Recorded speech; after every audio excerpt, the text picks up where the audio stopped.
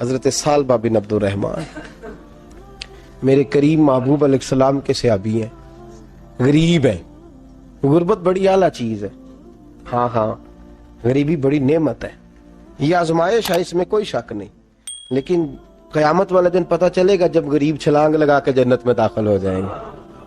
اور امیر تو کھڑے ہیں نا. میرے نبی پاک نے حضرت عبد الرحمن بن عوف کو، حضور صبح صبح اٹھے تو نبی پاک کی آنکھوں میں آنسو تھے. فرمایا میرے عبد الرحمن بن عوف کو بلاؤ. حضرت عبد الرحمن بن عوف آئے تو حضور نے سینے سے لگا لیا. نبی پاک کھول کے روئے. یا رسول اللہ، حضور کیا ہوا؟ فرمایا عبد الرحمن رات میں نے خواب دیکھی ہے، سارے جنت میں چلے گئے، تو پیچھے رہ گیا. تو پیچھے رہ گیا. میں کھڑا تیرا انتظار کرتا رہا، میں تیرے بغیر جا نہیں سکتا تھا. پھر تو آیا ہے تو تیرا سارا وجود پسینے سے بھیگا ہوا تھا. حضرت عبد الرحمن بن عوف تڑپ کے روئے، قدموں پہ سر رہا. حضور میری غلطی. فرمایا یار تیرے پاس مال بڑا ہے، تجھے حساب دیتے دیتے لیٹ ہو گئی. تیرے بیگ کھل گئے، تجھے حساب دینا پڑ گیا، تو لیٹ ہو گیا، میں پریشان ہو گیا. حضرت عبد الرحمن ابن عوف نے 100 گھوڑا مال اوپر رکھ کے حضرت عبد الرحمن نے حضور کی بارگاہ میں پیش کیا. کہا یا رسول اللہ یہ. اور پتہ ہے ایک دن کیا ہوا؟ ایک دن سرکار کے وصال ظاہری کے بعد حضرت عبد الرحمن ابن عوف نبی پاک کے گھر کے دروازے کے باہر آ کے بیٹھ گئے اور یوں سر کو پکڑا ہوا ہے، رو رہے ہیں. حضرت ام سلمہ حضور کی زوجہ باہر آئیں. کہا بیٹا عبد الرحمن کیا ہوا؟ جب پوچھا کیا ہوا تو اور کھول کے روئے. کہا کیوں روتا ہے؟ کہا اماں جی جب تک میرے محبوب حیات ظاہری میں تھے مجھے بتاتے تھے یہ مال نہ کما، یہ کم. میں حضور سے بات کرتا تھا تو حضور روک دیتے تھے. اب مجھے ظاہراً بتانے والا کوئی نہیں، مال کے ڈھیر لگ گئے ہیں. آج حساب کرنے بیٹھا ہوں تو حساب نہیں ہو رہا. سوچتا ہوں اگر میں پھنس گیا تو مجھے کون اس سے بچائے گا؟ آپ محبوب کی زوجہ ہیں، میری ماں ہے، میں آپ کے پاس آیا ہوں. اماں جی مجھے بتائیں میں کیا کروں؟ تو حضرت ام سلمہ بھی رو پڑی. کہنے لگے محبوب تھے، میں کہاں ان کی ترجمانی کر سکتی ہوں، میں نبی پاک کی ترجمانی کیسے کروں؟ کہا اماں جی خدا واسطے مجھے کوئی حکم دے دیں، مجھے لگتا ہے عبد الرحمن برباد ہو جائے گا، ہلاک ہو جائے گا. خدا رہا مجھے کچھ بتا دیں، اتنا سارا مال ہے، میں کہاں اس کا حساب دوں گا؟ مہربانی فرمائیں، یہ تجارتیں میرے گلے پڑ رہی ہیں. حضرت ام سلمہ کی جب منت کی تو فرمانے لگی جا بیٹے آدھا خیرات کر دے. کتنا؟ 2.5% نہیں، کتنے فیصد ہے؟ 50%، 50%. حضرت عبد الرحمن ابن عوف گئے اور 50% خیرات کر کے کہنے لگے اماں میں نے 50% دے دیے، میں بچ جاؤں گا نا، میں بچ جاؤں گا، میں دے آیا ہوں آدھا. تو حضرت ام سلمہ فرمانے لگی میں نبی پاک کی بارگاہ میں سفارش کروں گی تیری، اور نبی پاک اللہ کی بارگاہ میں سفارش کرے صلی اللہ علیہ وسلم. حضرت سالبہ بن عبد الرحمن، حضور دعا کر دیں، غریبی ہے. میرے نبی پاک نے فرمایا تجھی اس حال میں ہے بہتر ہے.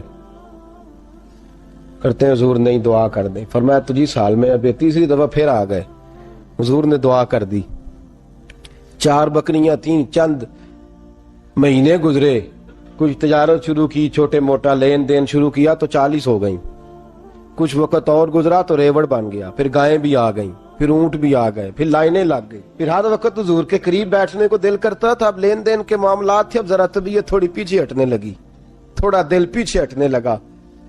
پہلے 5 نمازیں مسجد میں، پھر زور اثر کی چھٹی. میری طرف دیکھو اور دیکھو میں کیا عرض کر رہا ہوں. پھر زور اثر گئی، پھر کچھ وقت گزرا تو مغرب بھی گئی، پھر اتنی بڑی حویلی کوئی نہیں. پھر باہر جا کے مدینے سے ڈیرا لگا لیا، جمعے کے جمعے آتے. زکوٰۃ کا حکم آ گیا 2 ہجری میں. حضرت ابو ہریرہ رضی اللہ تعالیٰ عنہ امیر زکوٰۃ مقرر ہوئے. 5 اونٹوں پر 1 بکری، یہ زکوٰۃ ٹھہری.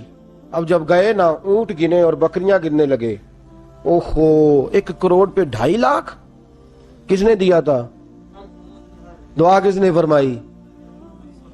اوہو اتنا، میرے پیسے بینک سے میسج آ جائے گا اتنے کم ہو گئے، اوہو بڑی مصیبت بنے گی. مجھے تو خوشی ہوتی ہے جب آتے ہیں تو یہ اب یہ والا میسج بھی چلے گا کہ اتنے مائنس ہو گئے. توبہ توبہ، پریشانی لگ گئی، بڑی طبیعت. انکار نہیں کیا، کہنے لگے حضور سے جا کے عرض کرنا میں خود آؤں گا، اور جہاں محبوبیت ہو وہاں اتنے لفظ بھی بے ادبی ہیں، وہاں ٹھہر جاؤ، سوچتا ہوں، سمجھتا ہوں، غور کرتا ہوں، یہ جملے بھی وہاں توہین ہوتے ہیں۔ محبوب ہو اور وہاں انسان سوچ سمجھ کی بات کرے، وہاں انسان، بابا بلے شاہ صاحب نے کہا عقل آخ دی چگے نو سام کے رکھ، عشق آخ دے بال کے سیکنا چاہیے دائے، کہا جا کے کہنا میں آؤں گا۔ سب کی زکوٰۃ لے آئے، در رسول پہ آئے، حضور نے فرمایا پہلے سالبہ کی بات بتاؤ، پتا تھا نا پہلے سال؟ حضور اس نے کہا تھا میں آؤں گا۔ حضرت ابو ہریرہ کہتے ہیں نبی پاک نے ٹھنڈی آہ بھری، آہ ٹھنڈی، فرمایا ہلاک ہو گیا۔ اس کو کہا تھا نہ اس چکر میں پڑ، ہلاک ہو گیا، ہلاک۔ حضرت ابو ہریرہ فرماتے ہیں دو باریک باریک آنسوؤں کے قطرے بھی میں نے محبوب کی آنکھوں میں دیکھے۔ اپنا ہے نا تو دکھ ہوا، یار میرا اپنا تھا، یہ ہلاک ہی ہو گیا ہے، کدھر چلا گیا ہے؟ ان کو بھی بعد میں خیال آیا، او ہو میں تو غریب تھا، یہ آیا کدھر سے تھا؟ میں تو غلامی رسول میں آتا گیا تو رب میری عزتیں بڑھاتا گیا، یہ میں کس چکر میں پڑ گیا؟ آئے لائنیں بکریوں کی لائے، حاضر کی، حضور وہ میں نے کہا تھا حضرت ابو ہریرہ سے میں خود آؤں گا، حضور میں خود لایا ہوں۔ فرمایا محبوب نے مجھے تو نہ بتا، میں تو سمجھتا ہوں، میں نے کہا تھا تو میں آ گیا ہوں۔ فرمایا چل اٹھا، دوڑ جا، لے جا۔ حضرت ابو ہریرہ فرماتے ہیں انکار محبوب نے سالبہ کو کیا، لیکن آنسو ابو بکر صدیق کے بھی نکل گئے۔ فرماتے ہیں درد عثمان غنی کو بھی ہونے لگا، تڑپ مولا علی بھی گئے۔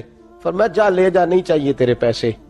فرماتے ہیں سالبہ نے ہاتھ باندھے، کہا محبوبہ غلطی ہو گئی، حضور مجھے، فرمایا تجھے کہا نا تیرے نہیں چاہیے، نکل جا۔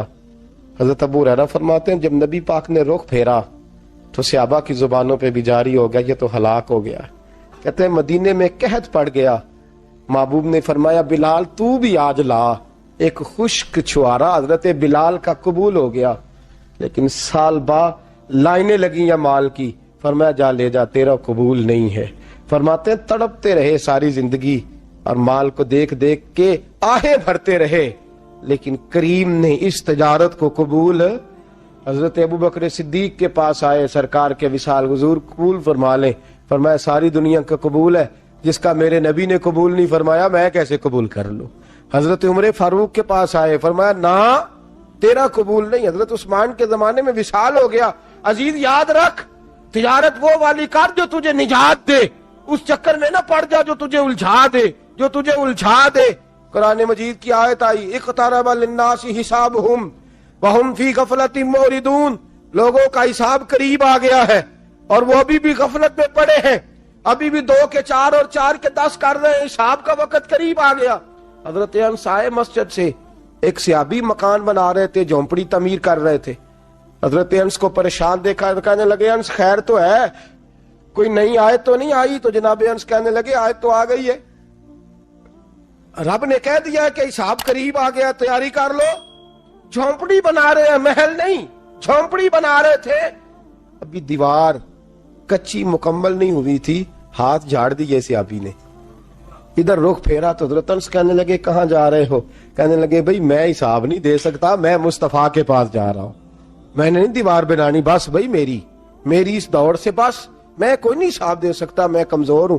میرے رسول کائنات صلی اللہ تعالی علیہ وسلم نے میرے دوستو تجارت کرو لیکن اس کو عبادت سمجھ کے کرو۔ اگر تمہیں چوک وہاں دکان پہ بیٹھے خدا بھول جاتا ہے اور سودا کرتے وقت رب رسول کی باتیں تمہیں بھول جاتی ہیں تو پھر تو تم وانتم موردون میں ہو۔